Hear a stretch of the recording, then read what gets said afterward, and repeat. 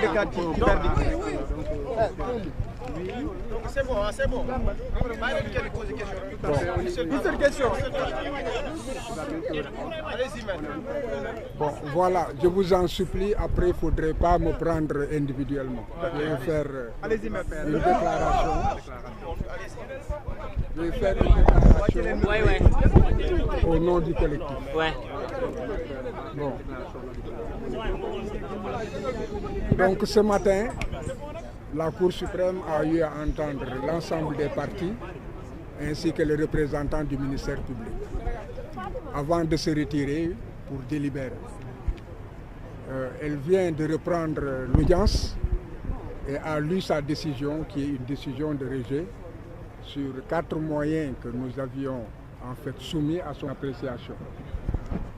Naturellement, la défense est très surprise. Elle respecte la décision,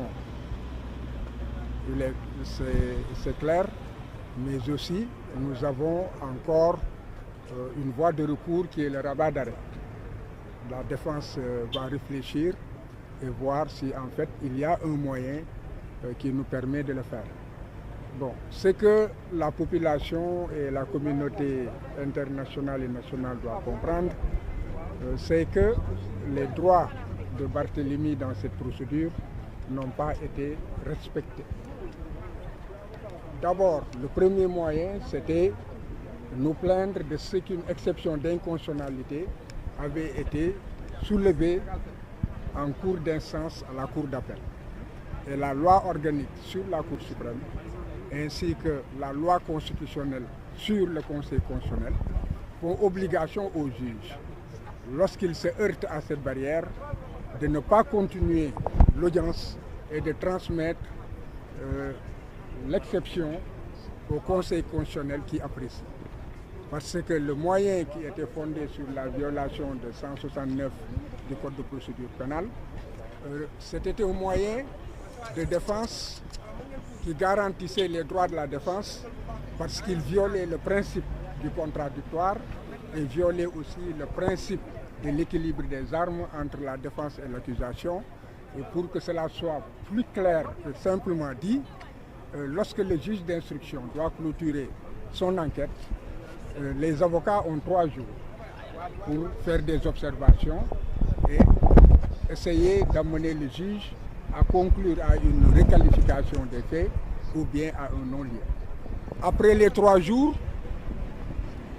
le dossier est transmis au procureur de la République, qui lui a 10 jours pour prendre ses réquisitions et les faire revenir. Il se trouve que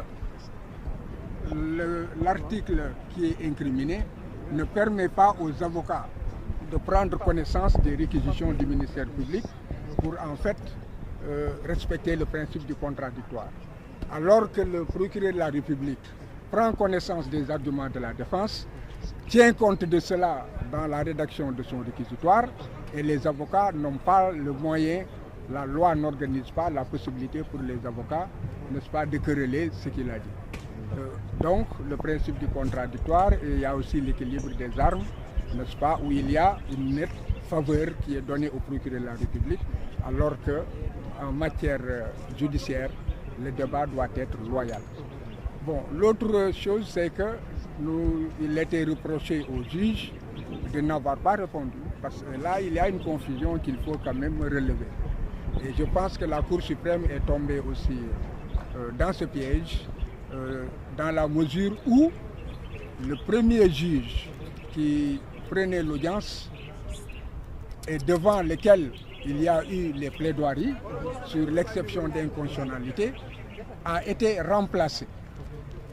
Après qu'il ait écouté les débats, qu'il ait demandé que des notes en cours de délibéré lui soient déposées, ce qui a été fait et nous avons la preuve.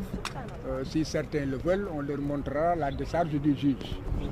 Maintenant, à la reprise de l'audience, ils sont contentés de dire rejet, sans dire pourquoi, alors que toute décision doit être motivée.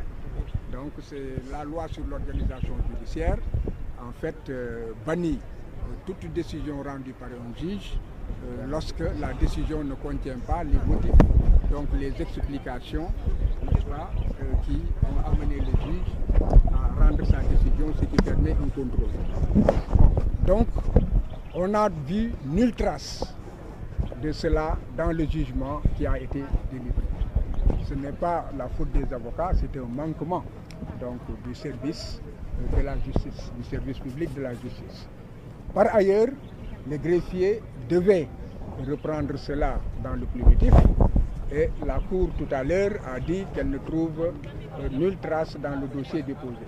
La question qui se pose est que est-ce que la Cour se contente donc, du dossier qui est déposé ou la Cour que les avocats déposent ou la Cour a l'obligation de vérification de l'ensemble du dossier qui lui est transmis depuis l'enquête préliminaire, l'instruction, la première instance, l'appel. Vous avez vu ce gros dossier qui était sur sa table. Donc, une simple vérification sommaire peut-être aurait permis à la Cour donc, de trouver ces traces.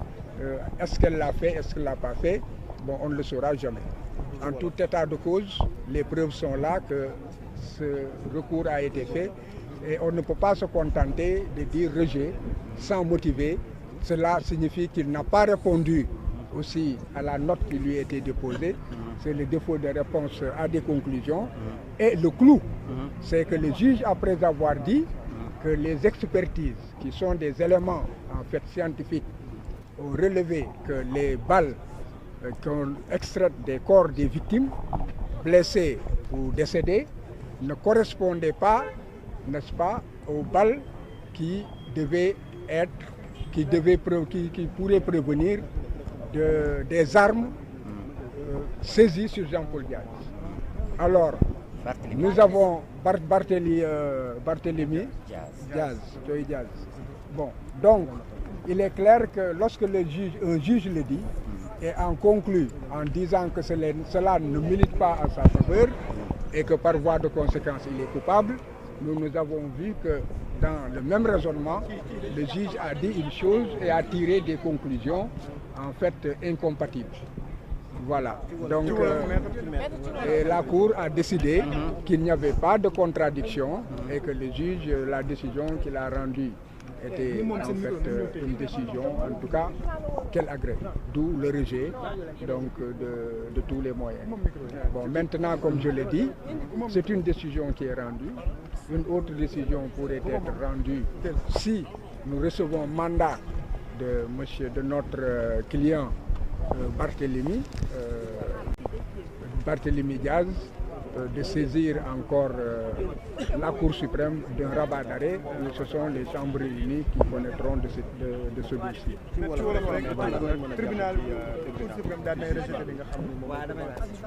Bon, ci tënk atte bu njëkk bi tribunal dafa nekk dafa daanoon Barthélémy Diaz ñaari atu kaso yoo xam ne que juróom-benn yi la waroon tëdd te fekkoon ne tëdd na ko ba pare ñaareel bi daan ko pour que mu joxe ndàmpaay $20 millions ak juróom ci kaw loolu ñu dem pour attewaat ci attewaat boobu nag dafa am benn ponk boo xam ne avocat yi dañ koo yëkkati te ponk boobu cour d'appel amul sañ-sañ xool ko walla di ci mën cee dugal kàddoom dafa waroon jël dossier bi jébbal ko conseil constitutionnel loolu la yoon wax wante cour d'appel deful loolu dafa jël mbir mi dem délibéré maanaam dañoo dem diisoo ñu dellu siwaat ci seen diisoo ñu ne lii ngeen yëkkati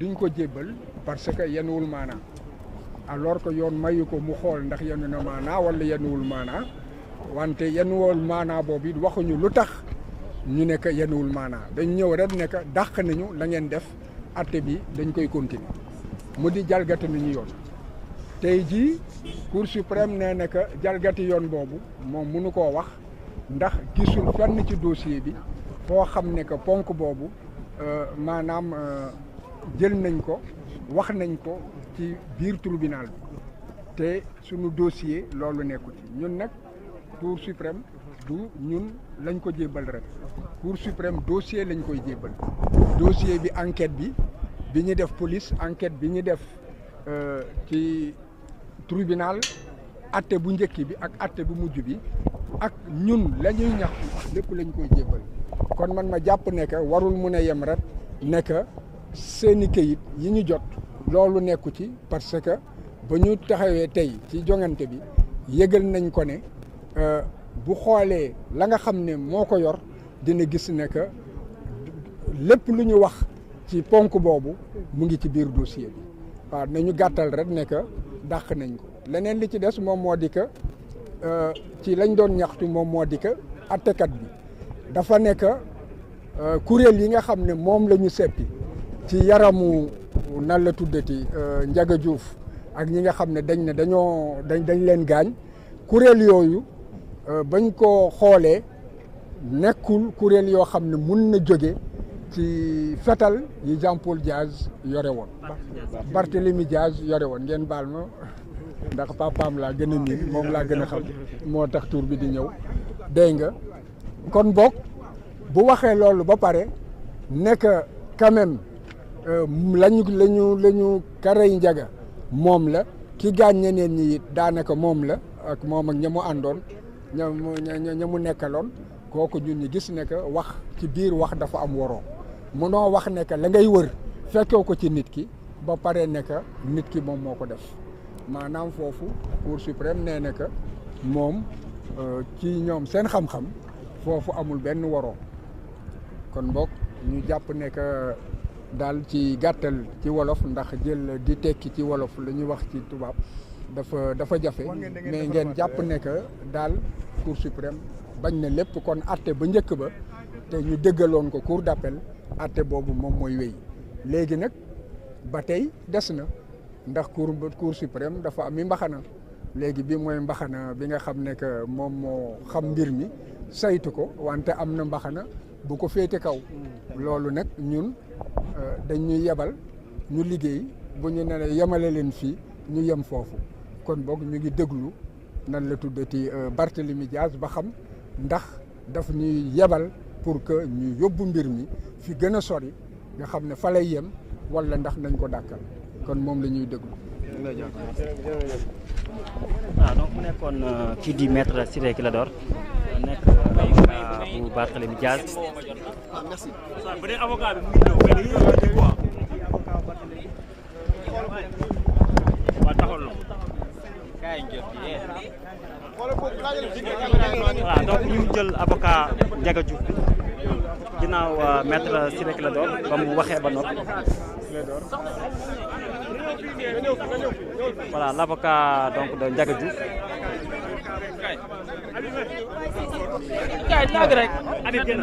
Attendez.